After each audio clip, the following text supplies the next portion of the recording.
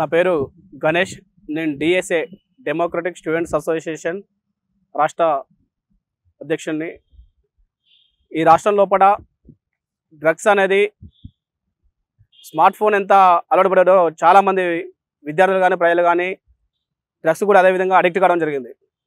ప్రధానంగా డ్రగ్స్కి కారణమైనటువంటి మూలాలు ఏవైతే ఉన్నాయని చూస్తే, ఒక సంపన్న కుటుంబాల వర్గాల చెందిన పిల్లలు లేదా వాళ్ళ పేరెంట్స్ యొక్క డైరెక్షన్లో చాలా వరకు డ్రగ్స్ విపరీతమైనటువంటి ఒక మార్కెటింగ్ వ్యవస్థ, ఇలా డ్రగ్స్ అనేది ఒక మాఫియా కంటే ఘోరంగా తయారైంది. ఈ హెరాయిన్, కొకైన్ ఇట్లాంటి మత్తు పదార్థాలు మొత్తం కూడా ఈ డ్రగ్స్ అనేది ప్రధానంగా సంపన్నమైన కుటుంబాల పిల్లలు వాళ్ళు ఈ డ్రగ్స్, హెరాయిన్, కొకైన్ వాడడం వల్ల వాటిని చూస్తూ మధ్యతరగతి కుటుంబాలు డ్రగ్స్, హెరాయిన్ కొనుక్కోలేని విద్యార్థులు గాంజాయితోటి వాళ్ళు మత్తులో మునిగి ఈ రాష్ట్రం మొత్తం కూడా హైదరాబాద్ సిటీలో చూస్తే చాలా వరకు స్కూల్కి పిల్లలతోటి బిజినెస్ చేపిస్తూ ఉన్నారు. దీని వెనుక ఒక డ్రగ్స్ని, గంజాని, హెరాయిన్, కొకైన్ లాంటివి ఒక సంపన్నమైన కుటుంబాలు, సంపన్నమైన వ్యక్తులు, కొంతమంది పొలిటికల్ లీడర్ల చేతులతోటి, కొంతమంది పోలీస్ ఆఫీసర్ల చేతులతోటి వీటితో సప్లైంగ్ చేస్తూ వాళ్ళతో లాబింగ్ చేసుకుంటూ చిన్న తరగతి, మధ్య తరగతి పిల్లగాళ్ళు ఎవరైతే ఉంటారో, మురికివాడలో ఉన్నటువంటి పేద పిల్లలు ఎవరైతే ఉంటారో వాళ్ళకి ప్యాకెట్కి 500, 1000 రూపాయలు చొప్పున వేయడం వల్ల వాళ్ళు దాన్ని సేల్ చేస్తూ, అదేవిధంగా ఈ డ్రగ్స్ని ఒక విపరీతంగా అంటే కన్సర్న్డ్ అథారిటీస్ ఎవరు కూడా దీన్ని పట్టించుకునే పరిస్థితి లేదు. కాబట్టి భవిష్యత్తులో తెలంగాణ 2014 తర్వాత నుంచి డ్రగ్స్ అంటే ఎట్లాంటిదో కూడా తెలియదు. ఇప్పుడు కనీసం ఎడ్యుకేషన్ ఇన్స్టిట్యూట్లలో డ్రగ్స్ వాడడం అనేది గవర్నమెంట్ స్కూల్ పిల్లల దగ్గర కూడా చాలా మంది దగ్గర పట్టుబడుతున్న పరిస్థితి మనం చూస్తూ ఉన్నాం. కాబట్టి డ్రగ్స్ అనేది విపరీతంగా దీన్ని పోలీస్ వాళ్ళు అంటే కేర్లెస్ లేకపోవడం ఒకటి, అదేవిధంగా పొలిటికల్ లీడర్లకు సంబంధించిన పిల్లలు ప్రధానంగా డ్రగ్స్ని వాడుకోవడం, హెరాయిన్, కొకైన్ లాంటిది, గంజాయికి బాగా వాళ్ళు అడిక్ట్ అవుతూ దీన్ని బిజినెస్ చేస్తూ వేల కోట్ల రూపాయలు సంపాదిస్తున్నారు. అదేవిధంగా మనందరం చూస్తూ ఉంటాం నేషనల్ క్రైమ్ రికార్డు బ్యూరో, దీని ప్రకారం గతంలో మనందరం పేపర్లో చూస్తూ ఉంటాం, ఆదాని ఎయిర్పోర్ట్ నుంచి విపరీతమైన హెరాయిన్, కొకైన్ లాంటిది రావడం జరుగుతుందనేసి మనం పేపర్లలో కూడా చూసినాం. కాబట్టి ఈ దేశాన్ని ఒక మత్తులో, ఈ రాష్ట్రాన్ని ఒక మత్తులో ముంచుతున్నటువంటి ఒక డ్రగ్స్ మాఫియా అనేది అంతం కావాలంటే ప్రతి ఒక్కరు కూడా డ్రగ్స్ని దాన్ని సేల్స్ చేస్తున్నటువంటి వ్యక్తులను పట్టించాల్సిన అవసరం ఉంది. అదేవిధంగా దీనిపైన రాష్ట్ర కేంద్ర ప్రభుత్వాలు కూడా కేర్ తీసుకోవాల్సిన అవసరం ఉంది. ఈ ఒక మాఫియా అంటే ఒక కరోనా వైరస్ లాంటి ఎట్లాంటి వైరస్ ఈ దేశాన్ని ఈ ప్రపంచాన్ని వణికించిందో, ఈ దేశాన్ని అతలాకుతం ఆర్థిక వ్యవస్థ చేసిందో, ఇలా సగం మాఫియా మొత్తం కూడా డ్రగ్స్, గంజాయి స్మగ్లింగ్, కొకైన్ వీటి మీద పడుతూ ఉన్నది. కాబట్టి వీటిని ప్రజలకు ఇంకా గ్రామీణ స్థాయి దాకా చేరే పరిస్థితులు ఉన్నది. కాబట్టి గ్రామీణ స్థాయి దాకా ప్రజలు, విద్యార్థులకు చేరితే అది చాలా నష్టపోవాల్సిన సందర్భం ఉంది. డ్రగ్స్ వల్ల ఎఫెక్ట్స్, సైడ్ ఎఫెక్ట్స్ ఏముంటాయి అనేది అందరికీ తెలుసు. వీటి వల్ల చాలామంది బంజారాయిల్స్, జూబ్లీహిల్స్ లాంటి ఏరియాలలో చాలా వరకు గంజాయి ఒక ఉన్నతమైన కుటుంబాల పిల్లలు వాడతారని అందరికీ తెలిసిన సత్యం. కాబట్టి వాళ్ళ మీద కొంత కేర్ చేసి ఎట్లాంటి రాజకీయ ఒత్తిడి లేకుండా కూడా వాళ్ళ విధులను వాళ్ళు స్వచ్ఛందంగా పనిచేసి డ్రగ్స్, గంజాయిని వీటన్నిటికన్నా మాఫాలని చెప్పేసి మేము డిమాండ్ చేస్తున్నాం ఉస్మానియా యూనివర్సిటీ విద్యార్థులు కదా. కొత్తగా ఎవరైతే సీపీ వచ్చారో కొత్తకోట శ్రీనివాస్ గారు, డ్రగ్స్ విక్రేతలు ఎవరైతే ఉన్నారో వాళ్ళ నగరం వదిలేసి వెళ్ళిపోయింది, మేము డ్రగ్స్ ఫ్రీ సిటీగా హైదరాబాద్ మారుస్తామని అన్నారు. హైదరాబాద్ సిటీలో వెళ్ళిపోవడం అనేది ఇంపాసిబుల్. కాకపోతే డ్రగ్స్ దానికి కారణం, మూలాలు ఎక్కడి నుంచి వస్తున్నాయి అనేది తెలుసుకోవాలి. పోలీస్ వ్యవస్థలో ఇంటెలిజెన్స్ వ్యవస్థ ఉంటుంది, ఐబీ వ్యవస్థ ఉంటుంది, ఇంకా చాలా వింగ్స్ ఉంటాయి.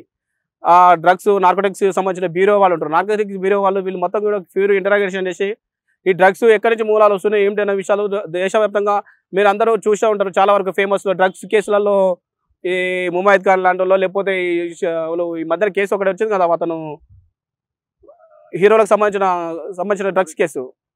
వాళ్ళు ఏమైంది డ్రగ్స్ కేసులో ఏం కాలేదు, ఎందుకంటే వాళ్ళ పొలిటికల్ ఇంట్రెస్ట్, వాళ్ళ డ్రగ్స్ అసలు ఏం చేస్తున్నాయి, ఒక సినిమా ఇండస్ట్రీ అది ఒక ఫ్యాషన్ అయిపోయింది. డ్రగ్స్ వాడడం అనేది ఒక ఉన్నత సంపన్న కుటుంబాలకు సంబంధించిన వాళ్ళకి ఒక ఫ్యాషన్ అయిపోయింది. ఫ్యాషన్ కాదు కదా డ్రగ్స్ అనేది, ఒక జీవితాలను నాశనం చేస్తున్నటువంటి ఒక పెద్ద వైరస్. అది వైరస్ కంటే డేంజర్, ఎందుకంటే అది ఒక సంపన్న కుటుంబాలకి చెందలే ఈరోజు వైరస్ అనేది. ఇది మధ్యతరగతి గ్రామీణ ప్రాంతాల్లో కూడా చాలా మంది స్టూడెంట్స్ వాళ్ళ పేరెంట్స్ పైసలు లేకపోతే వాళ్ళని చంపేస్తున్న పరిస్థితి. మేము కూడా చాలా కొన్ని ఇండైరెక్ట్లీ మేము చూసినాం కొంతమందిని ఈ సిటీలలో.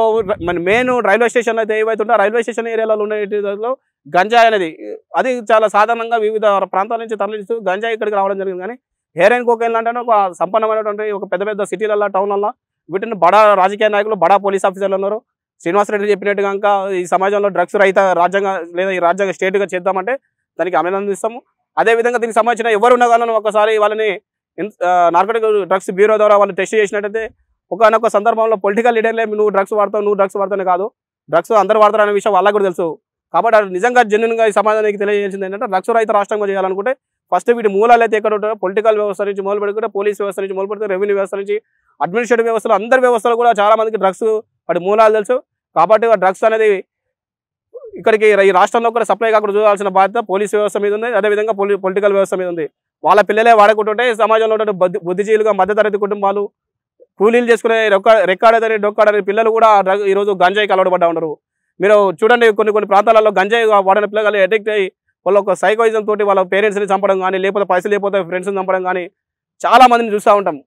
కాబట్టి మనము వాళ్ళకు డైరెక్ట్ ఎక్కడి నుంచి వస్తుందని మనం ప్రశ్నించే తత్వం కూడా మనం చేసినప్పుడు, సాహసం చేసినప్పుడు కూడా వాళ్ళ నుంచి ఎదురు దాడులు లేకపోతే చంపడం కనుక సిద్ధపడతారు ఒక గంజాయి మత్తులో ఉండి. కాబట్టి విట్టాడని శ్రీనివాసరెడ్డి అనే వ్యక్తి ఐపీఎస్ ఆఫీసర్, అతను ఈ రాష్ట్రంలో డ్రగ్స్ రాకుండా చేస్తామంటే సంతోషించాల్సిన విషయమే, చేయాలి కూడా. డ్రగ్స్ అనేది ఒక ఉన్నత కుటుంబానికి సంబంధించిన ఒక ఎంజాయ్ విలాసవంతమైన జీవితం కావచ్చు, కానీ పేదల్లో వాళ్ళ కుటుంబాల్లో వాళ్ళ పేరెంట్స్ని కోల్పోయిన వాళ్ళు ఉన్నారు. అదేవిధంగా ఆర్థికపరమైన నష్టాలు ఉన్నారు. ఒకవేళ పెళ్ళైన వాళ్ళు లేకపోతే ఫ్యామిలీ ప్రాబ్లమ్స్ ఉన్న వాళ్ళు డ్రగ్స్ ఎడిక్ట్ వాడడం వల్ల, గంజాయిని వాడడం వల్ల చాలా మంది వాళ్ళ కుటుంబాలను నాశనం చేసుకునే జీవితాలు ఉన్నాయి. మనం అందరం చూస్తూ ఉన్నాం. సినీ ఇండస్ట్రీ, పొలిటికల్ ఇండస్ట్రీ, లేకపోతే అడ్మినిస్ట్రేటివ్ ఇండస్ట్రీ, ఫ్యాషన్ కోసం డ్రగ్స్ వాడకండి. ఈ దేశంలో ఈ రాష్ట్రంలో ఒక యువతరం ఉన్నది. వాళ్ళ యువతరానికి ఈ దేశానికి మేము ఏమి ఇవ్వాలనేది నిర్ణయించాల్సిన బాధ్యత వాళ్ళు ఉన్నది. డ్రగ్స్ కేసులలో చూస్తాము, ఏదైనా ఆఫీసర్ సిన్సియర్గా పనిచేసినట్లయితే చాలా మందిని చూస్తూ ఉన్నాం ట్రాన్స్ఫర్ చేసిన పరిస్థితి. కాబట్టి డ్రగ్స్ అనేది ఒక అందరూ కలిసికట్టుగా డ్రగ్స్ రహిత రాష్ట్రంగా చేయాలనుకుంటే దానికి అందరూ ప్రతి ఒక్కరు భాగస్వామ్యం కావాల్సిందే. అది కింది స్థాయి స్కూల్ స్థాయి నుంచి మొదలు పెడితే ఇంజనీరింగ్ స్థాయి వరకు దాదాపు ఐఐటి ఐఐఎంల స్థాయి దాకా డ్రగ్స్ అనేది పాకిపోయింది. కాబట్టి వీటిని అంతం చేయాలంటే అందరితో పోలీస్ వ్యవస్థ, ప్రజలు, విద్యార్థులు, ప్రజాస్వామికవాదులు అందరి గైడ్లైన్స్ తోటి చేస్తేనే డ్రగ్స్ మీరు పోలీస్ డిపార్ట్మెంట్ అనుకున్నటువంటి డ్రగ్స్ రహిత రాష్ట్రంగా, లేదా డ్రగ్స్ను ఎవరైతే సప్లై చేస్తారో వాళ్ళు ఈ రాష్ట్రం వెళ్ళిపోవడానికి ఒక సార్థకత ఉంటుందని చెప్పేసి నేను భావిస్తా ఉన్నాను.